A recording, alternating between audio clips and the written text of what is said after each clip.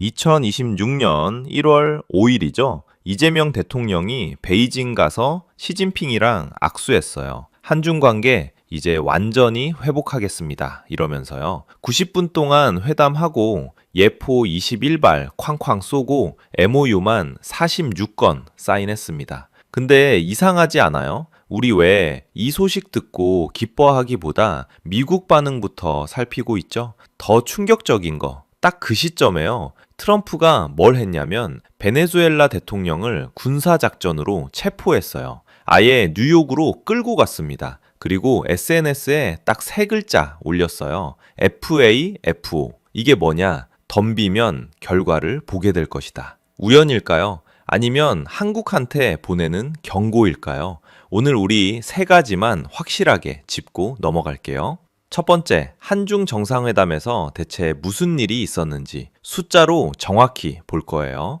두 번째, 왜 중국 돈보다 미국 제재가 더 무서운지 이거 계산해 볼게요. 마지막, 여러분 물가, 일자리, 연금에 어떤 영향 오는지 실전으로 알려드릴게요.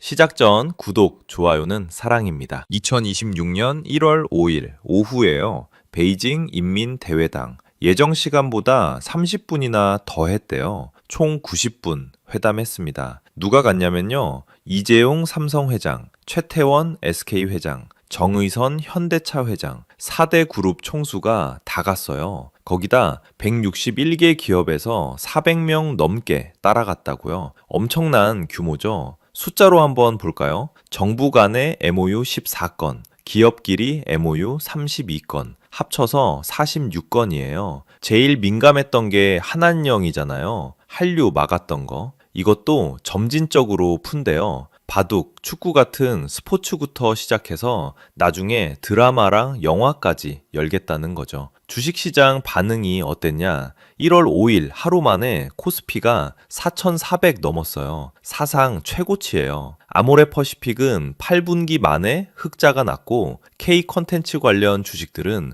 줄줄이 상한가 쳤습니다. 겉으로 보면 완벽한 성공이죠. 10년 동안 꽁꽁 얼어붙었던 관계가 녹기 시작한 거니까요. 근데요, 진짜 문제는 지금부터예요. 한중 정상회담 이틀 전이에요. 정확히 2026년 1월 3일 새벽, 미군이 베네수엘라 수도 카라카스를 폭격했어요. 전투기만 150대가 넘었대요. 그리고 델타포스가 투입돼서 니콜라스 마두로 대통령을 체포했습니다. 부인까지 같이 잡아서 USS 이오지마 항공모함에 태웠어요. 그러니까 시간 순서가 이래요. 1월 3일 새벽에 마두로 체포하고 1월 4일에 이재명 대통령이 베이징 도착했고 1월 5일에 정상회담 한 거예요. 딱 이틀 사이에 벌어진 일입니다. 이게 무슨 의미냐고요? 의회 승인 없었어요. 동맹국한테 얘기도 안 했어요. UN 안보리 결의? 그런 것도 없었습니다. 주권국가 대통령을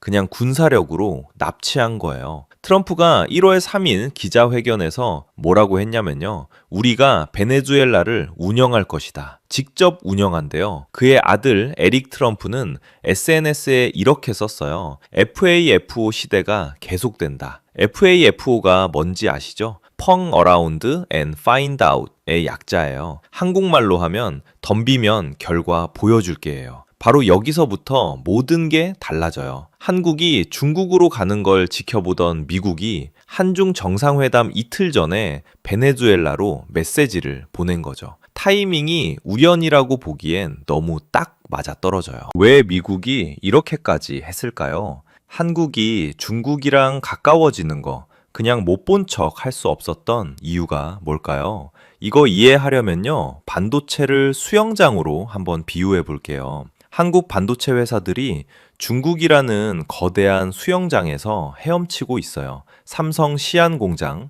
SK 우시랑 다롄 공장. 여기에 쏟아부은 돈만 50조 원이 넘어요.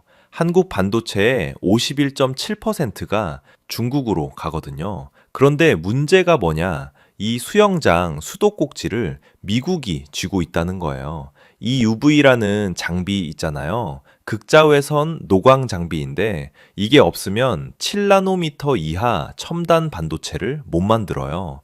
전 세계에서 이 장비 만드는 회사가 딱 하나예요. 네덜란드 ASML이라는데. 근데 ASML이 이거 누구한테 팔지 말지를 미국이 결정합니다. 중국 수영장이 아무리 넓어도 미국이 그 수영장 물을 깨끗하게 만드는 필터 설계도 EDA 툴과 수영장 타일 붙이는 로봇 A매트, 램 리서치, 장비를 뺏어버리면 그 수영장은 하루아침에 썩은 물이 됩니다. 우리 기업들이 중국 눈치를 보면서도 미국 앞에만 서면 작아지는 이유, 바로 이겁니다. 더 무서운 게 뭔지 아세요? 2025년 12월 말에 미국이 삼성이랑 SK한테 준 승인이 연간 라이선스로 바뀌었어요. 매년 허가받아야 한다는 얘기예요. 10년 계획 세워야 하는 반도체 공장인데 내년에도 장비 들여올 수 있을지 매년 불안해야 하는 거죠. 이게 얼마나 치명적인지 숫자로 한번 볼게요. 한국이 중국한테 파는 반도체가 약 733억 달러예요. 크죠? 근데 이 숫자가 계속 줄고 있어요. 2022년에는 22.8%였는데 지금은 18.1%까지 떨어졌거든요. 반면에 미국한테는요, 무역 흑자가 557억 달러예요. 7년 연속 최고치예요. 계속 올라가고 있고요. 그리고 제일 중요한 HBM 있잖아요. AI 반도체에 쓰이는 고대역 폭 메모리. 이거 누가 사냐면 엔비디아가 독점으로 사요. SK 하이닉스가 전 세계 시장의 57% 차지하는데 이 고객이 전부 미국 빅테크예요. 정리하면 이거예요. 중국 시장 733억 달러는 계속 줄고 있고 대체도 가능해요. 근데 미국 기술? 이건 대체가 불가능해요. 측정도 안 될 정도로요. 그럼 한국은 어떻게 해야 돼요? 솔직하게 얘기할게요. 지금 우리가 선택할 수 있는 길은 사실 하나밖에 없어요. 첫째, 한미 동맹이 생존의 핵심입니다. 베네수엘라 보셨죠? 마두로가 미국말 안 들었다고 이틀 만에 체포당했어요. 이게 현실이에요. 중국하고 아무리 70조 원짜리 통화 수합 맺어도 미국이 너네 반도체 장비 수입 금지라고 하면 그날로 끝이에요. 삼성전자가 시안 공장에 50조 원 쏟아부었어요. 근데 미국이 EUV 장비 반입 막으면 그 공장은 그냥 박물관이 돼요. 돈만 날리는 거죠. 반면에 미국은 뭘 줬어요? SK 하이닉스한테 엔비디아 독점 공급권 줬어요. 전 세계 AI 반도체 시장의 57%예요. 이게 돈으로 환산하면 얼마냐고요? 측정 불가능할 정도로 커요. 둘째, 중국의 평화와 공영 약속을 믿으면 안 됩니다. 서해 문제 보세요. 1월 5일 정상회담에서 서해를 평화롭고 공영하는 바다로 만든다. 이렇게 합의했대요. 좋은 말이죠? 근데 현실이 뭐예요? 중국이 일방적으로 구조물 설치하고 중국 어선들이 불법 조업하고 우리 어민들 생계 위협받고 있어요. 2026년 안에 차관급 회담 연다는데 중국이 실질적으로 양보할까요? 1992년 한중 수교 이후 30년 동안 중국이 우리한테 약속 지킨 게 몇 개나 돼요? 2016년 사드 배치했다고 한한령으로 보복했어요. 한한령 없다고 발뺌하면서 10년 동안 우리 기업들 고생시켰잖아요. 셋째, 지금은 가치 외교를 해야 할 때입니다. 트럼프가 왜 베네수엘라 마두로를 체포했을까요? 마약 때문이라고요? 아니에요. 권위주의 독재자를 용납 안 하겠다는 메시지예요. 한국은 자유민주주의 국가예요. 우리가 중국이랑 가까워지면서 얻는 경제적 이익 733억 달러. 근데 우리가 잃는 건 뭐예요? 자유민주주의 진영에서의 신뢰예요. 미국, 일본, 유럽이 우리를 어떻게 볼까요? 넷째, 탈중국 공급망 구축을 서둘러야 합니다. 중국 배터리 소재 의존도 보세요. 천연 흑연 97.6%, 인조 흑연 98.8%, 전구체 94.1%. 이게 정상이에요. 중국이 언제든 수출 통제하면 우리 배터리 산업이 멈춰요. 2025년 10월에 중국이 배터리 소재 수출 통제 발표했을 때 뭐가 됐어요? 양극재 마이너스 6.6%, 전해액 마이너스 28.2%, 역마진 떨어졌잖아요. 호주, 캐나다, 베트남으로 공급망 다변화해야 돼요. 돈이 더 들어도요. 중국 눈치 보면서 사업하는 것보다 장기적으로 싹이 먹혀요. 다섯째, 전문가들의 2026년 전망을 현실적으로 봐야 합니다. KDI 31PWC가 2026년 성장률 1.8% 전망했어요. 환율 1,400원에서 1,450원,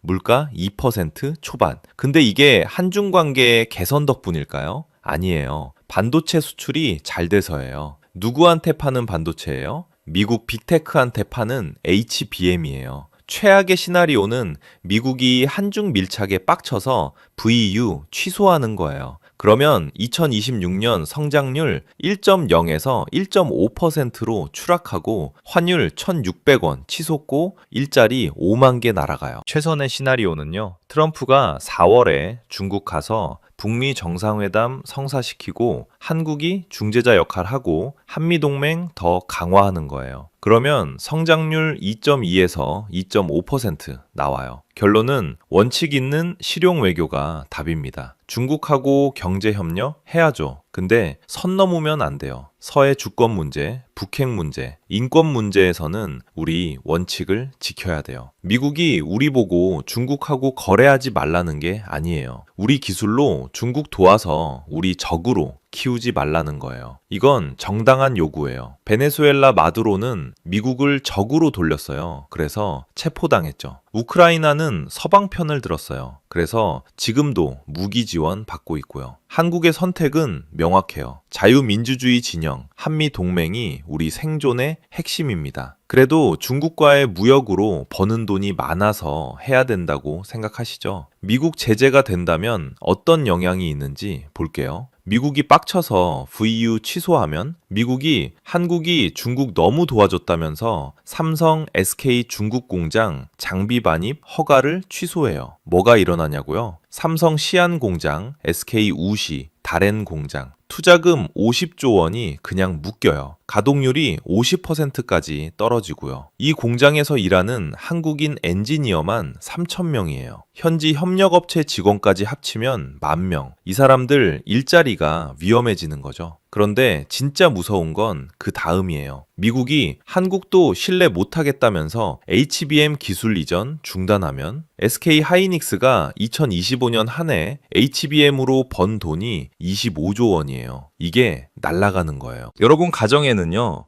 남편이 반도체 회사 다니시면 구조조정 1순위예요. 삼성전자 주식 있으시면 주가 30% 빠져요. 국민연금 수익률 마이너스 15% 찍어요. 환율은요, 1,600원 넘어가요. 수입 물가 20% 뛰고요. 4인 가족 한 달 생활비 100만 원 쓰던 거 120만 원으로 올라가요. 미국 유학 보내시는 분들 1년에 7천만 원 들던 게 8,400만 원 돼요. 1,400만 원 더 드는 거죠. 하지만 반대로 한미 동맹 강화로 미국이 도와주면 이게 제일 현실적이고 좋은 시나리오예요. 트럼프가 4월에 중국 가서 북미 정상회담 성사시켜요. 한국이 중재자 역할 하면서 미국한테 확실히 인정받아요. 한국은 우리 편이다. 그러면 뭐가 일어나냐고요? 첫째, 미국이 평택 용인 반도체 클러스터에 추가 투자해요. 삼성이 300조 원, SK가 120조 원 투자 계획 있어요. 미국이 세제 혜택 주고 핵심 기술 이전해주면 이게 다 실현돼요. 일자리 8만 개 생겨요. 둘째, 엔비디아가 한국 R&D 센터 확대해요. AI 반도체 설계 인력 5,000명 채용해요. 초봉이 얼마냐고요? 1억 2천만 원이에요. 여러분 자녀들한테 엄청난 기회죠. 셋째, 미국이 한국을 치포 동맹 핵심 파트너로 인정해요. 미국, 일본, 대만, 한국 이 4개국이 전 세계 첨단 반도체의 90% 만들어요. 여기 들어가면 중국 눈치 안 봐도 돼요. 여러분 가정에는요, 남편이 반도체, AI 쪽 다니시면